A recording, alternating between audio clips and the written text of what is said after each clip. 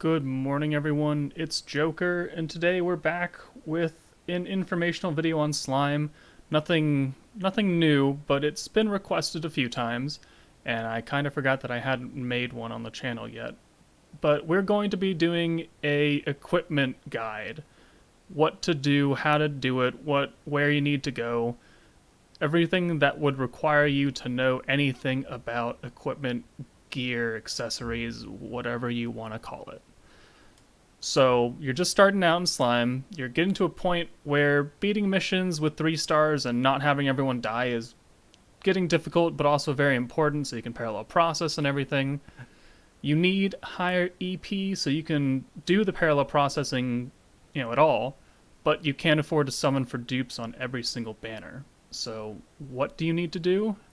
You need to gear your units. You need good gear for your units.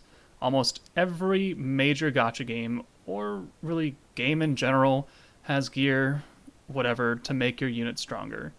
So today I'm going to go over how to make it, what to do, and how to obtain the highest level of gear possible.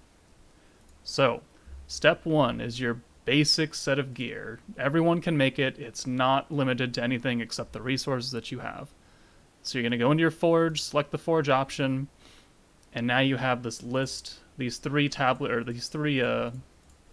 of gear. One is for weapon, one is for your jacket or your armor, whatever you want to call it, and the other one is for accessories. In the beginning, when you very first start out the game, you can pretty much only make this level 1 1-star book, the plate, and the bracelet. And you know what? That's fine, because even doing this gets you extra 56 attack, after 135 defense, and 336 health, which can make a difference between life and death. You hit harder, you live longer. They're not very big numbers, but they will help you survive. So,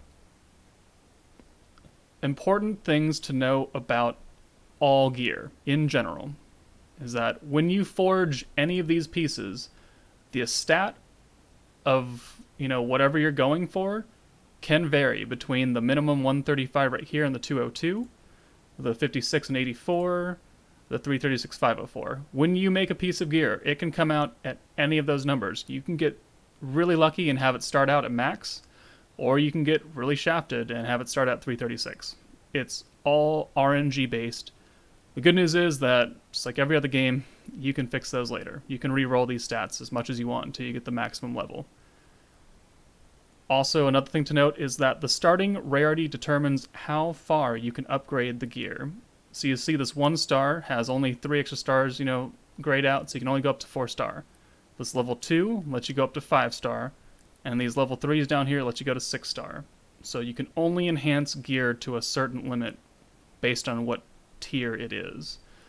Now, I don't really recommend going all the way to 4 star on these basic ones, because by the time you get to level 2 or 3, you're already ready for these ones, and by the time you get to 3, you can pretty much get by and then start getting, 3-star gear. So, doing these in the beginning, since they are universal, is good, but I would not advise you to take all these up to maximum when you can get these, because they will be better stats, because look at this.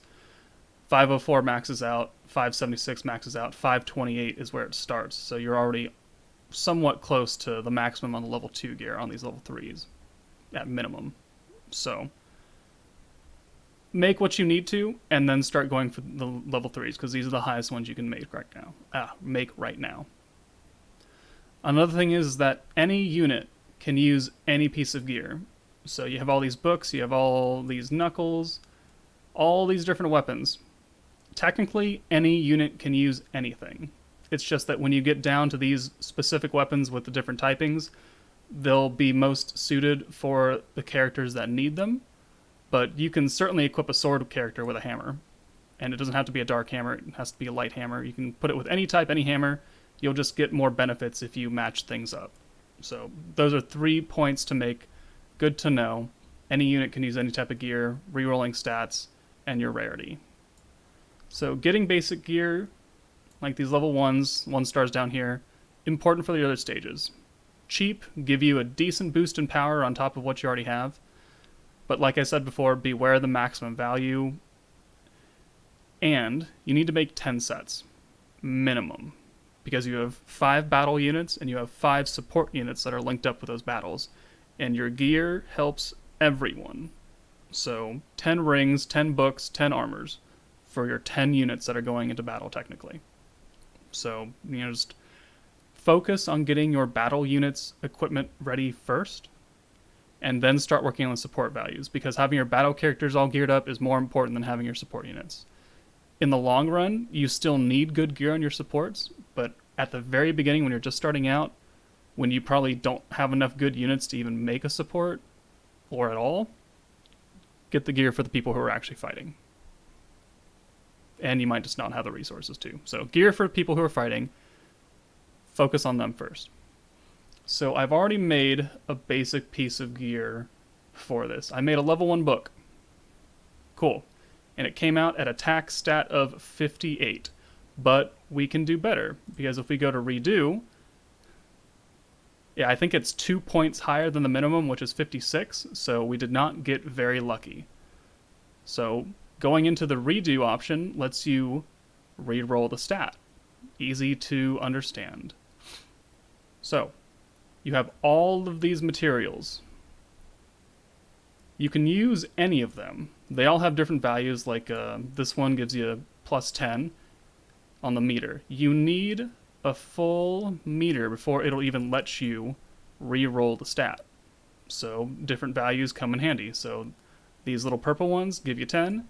These ones give you 20. You go higher, and you exceed the limit, so it's not really worth doing that until you get to higher level gear. And then, like the cores down here, you're over by another 10. The crystals right here, though, give you an even 20. So these are probably the best things to use. They're the most common things, as you can see. I've got 678 of them versus 95 and 79. So easily one of the best uses for these resources, besides making actual gear, is to re-roll it. So we have the meter full. We can redo. So let's redo this.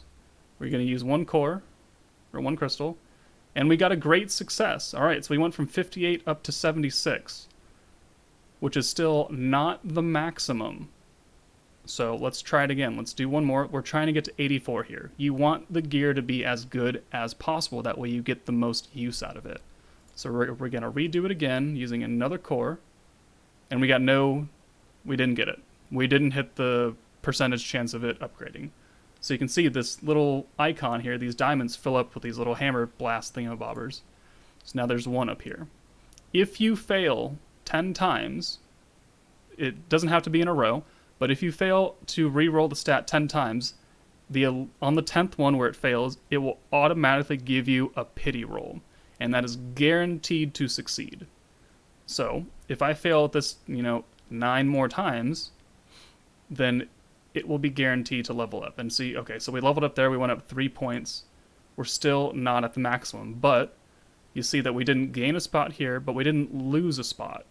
So if you are halfway into pity, and you re-roll and you get a stat, congratulations. You've won. This doesn't reset, but it doesn't move forward because it wasn't a fail. So it's good that these don't reset, otherwise that would make it a whole lot more painful. Honestly, there are some games where if you get it, then it wipes out your entire progress on this, and that's not good. So I do like this system. It's very neat and easy and simple. Alright, so re-rolling the gear on level 1s might be important. I wouldn't recommend throwing every single one of your resources into it, because you will outgrow this gear very quickly. If you're playing the game, if you're doing missions, and if you're leveling up your units, you're going to outgrow 1-star gear very quickly. So you've got the reroll. Let's say this is a perfect reroll right here, but you're still level 1. So you go in here and you will level up the book with these grindstones.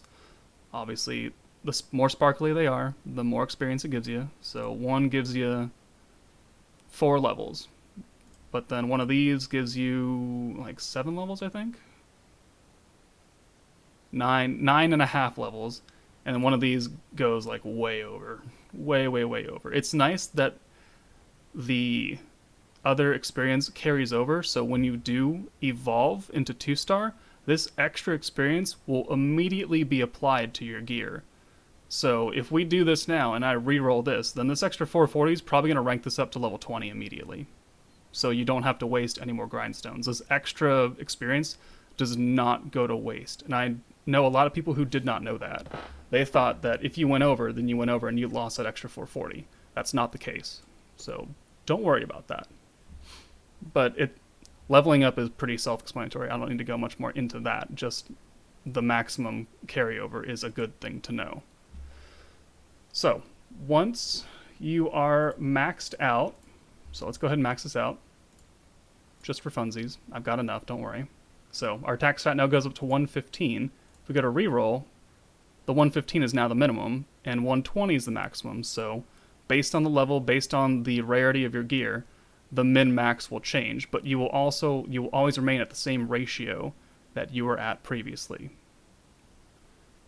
So now that we're at the max level cap of the book, we can evolve the gear to 2-star, and that raises its maximum capacity level to 20, and it will also increase its maximum stat value.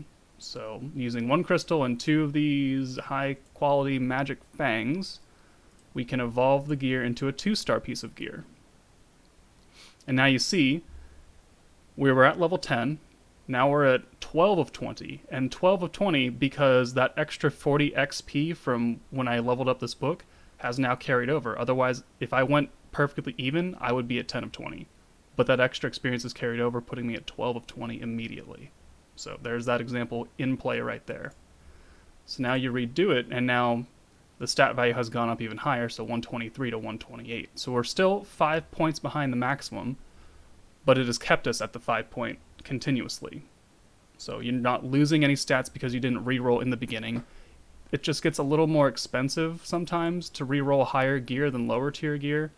Just something to be aware of. You probably want to max out your stat before you start evolving it all the way up, just to get the best value out of your materials. So now we're at level 12 of 20, so we can go ahead and raise it up again. I actually haven't taken this up to 4-star before. I think I stopped using 1-star gear very quickly. So we'll do this. So we've got a great success. Awesome. I don't know the percentage chance of you getting a normal success or a great or a massive success on your experience. I haven't figured that out yet. It just happens, and I mean, regardless, if you get extra XP, then that extra XP will just carry over when you level it up, which is what we're going to do now. We're going to take this up to level 3-star, and we got to use now a gold magic fang. So let's evolve that, and let's see how high we go. So we gain an extra 5 levels because we got that massive success. It gave us extra XP, which is carried over, so now we only have 5 levels to go. It's great. All right, so I'm not gonna level this up any higher because I'm not gonna use this book. But that's how you evolve. That's how you level up your gear. It's also how you re-roll it. So if we go back to the forge itself, you can do this level 2-star book, which, you know, has higher base stats than the 1-star, and you can evolve it up to a 5-star instead of a 4-star. The process is the same. You forge it, you re-roll the stat, you level it up, you evolve it. Nothing new there. But once you start getting to the level 3-star items, you see that you have 1, 2, 3, 4, 5, 6, 7 different books. All pretty colors, right? Because now at 3-star gear, you're going for specific typings and specific weapon types that characters need. So if we go into companions, and let's click on Beretta right here. She is a dark attribute, and under equip, her expertise is books. So what you would want to do is you would want to make a dark book weapon for her because she will get the most boost. So if we go to equip, we go to change, and I think I have a dark book. Yeah, okay, so here's a dark book. So when equipped by dark character, increases attack by 10%, and that's from the book bonus, right? So we equip that. She's getting a 20% increase because, one, it matches her type. She is dark, this is dark. She also gets a boost because it's a book and it's a book. So 10%, 10%, she gets an extra 20% attack just for making it a dark book, because that's what she likes. If we go to my favorite unit, where is she? Where is that beautiful lady? Oh my god, where is she? Why can't I find you? Oh wow. Am I just blind? Am I blind? There, oh my god, it's right now. Okay. There we go. Space Millum. Space attribute. Sword. So you see she has a claw right here, which is fine. You get a boost because it's a space claw, but you would do better with a space sword like this one around here. And now 20% attack increase. It's a space weapon, it's a space sword. So you can use any type of weapon. Like I could give her this axe. She can use it. Nothing wrong with it. It's just that she won't get that extra 20% attack boost. So that's why it's important when you're forging 3-star gear is to make it specific for the unit that you want to use. There is no engraving process like Grand Cross has where once you use it you're like locked into using it on that character pretty much. There's no process here in the game yet for that. So if you make a 6-star book, you can give it to anyone. It'll still have very good stats. It's just you'll get the most value out of it if you give it to someone who needs a book weapon.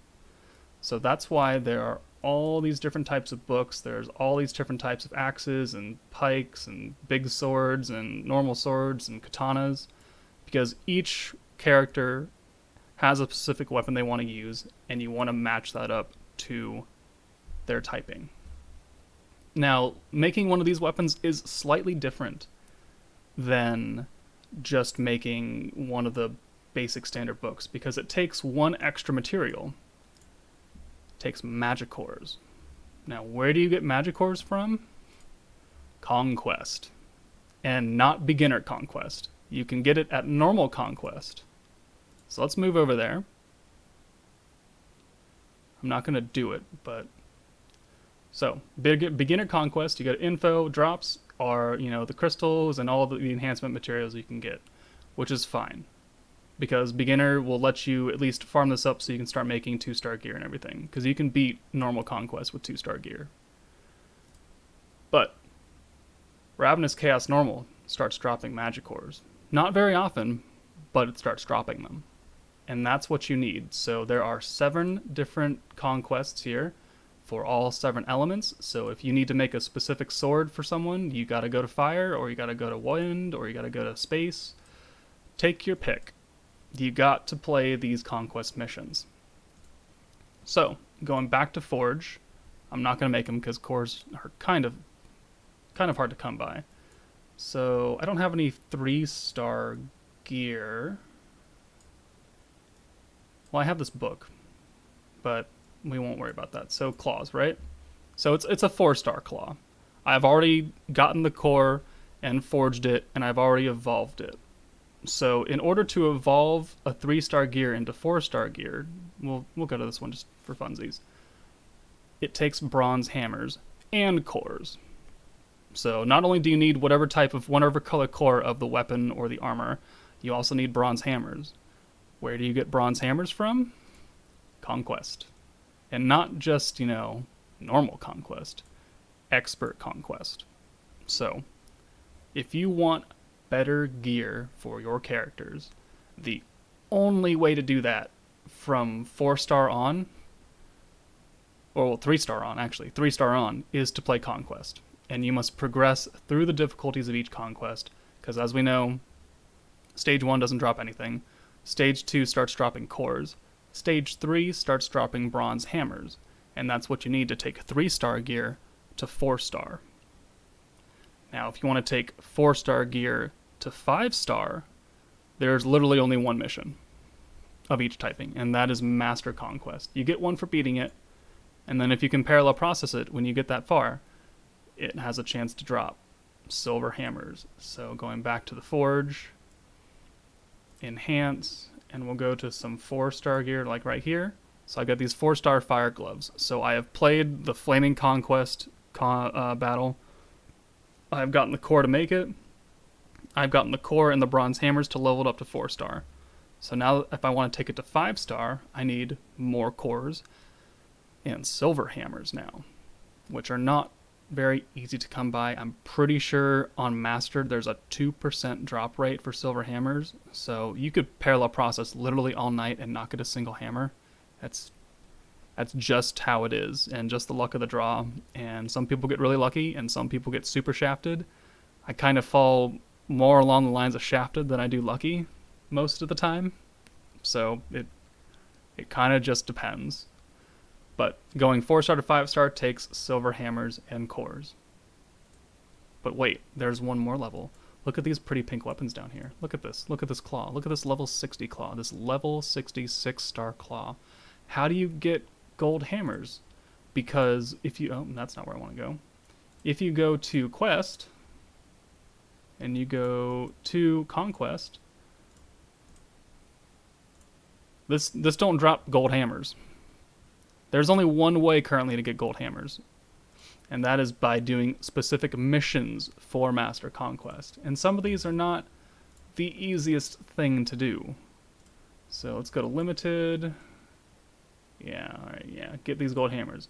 Clear Flaming Demon Master after unleashing a 6 combo with all orange skills, all Destroyer orange skills, the Vortex Ruin orange skills. There are challenges for each of these, and using 6 combos of everything. I think there's one for doing it some other way besides using full 6 combos without recovering HP on master difficulty. So those are the only ways to get these precious gold hammers.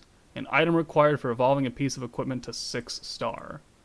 So bronze hammers, silver hammers, gold hammers. It's what you're going to need along with the specific typing of cores.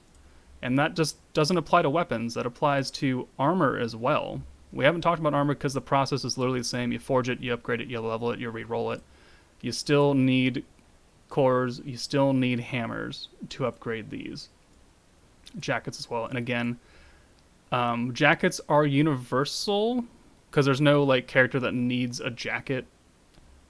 There are no different jackets. There are just different types of jackets, but there's only the one kind of jacket. And so, the space jacket will work on any space person ever. And then this green jacket will work on any green jacket ever. It's just that you get that extra 10% defense boost now if you give it to the specific typing. The only thing that is truly universal as far as gear in this game are the accessories. So you see I have 1, 2, 3, 4, 8, I have 11. Don't ask me why. I have 11 sets of this ring. Now, you only have really 2 options for forging rings. Besides the basic 1-star, 2-star. You have the necklace and the bangle. And the only difference is, because they have the same exact stat numbers, is that the necklace gives you a poison evasion rate of 10%, and the ring, or the bangle, whatever, gives you 10% stun evasion. So at that point, you can take your pick what you think is more useful. I chose all stun because I hate stun more than I hate poison.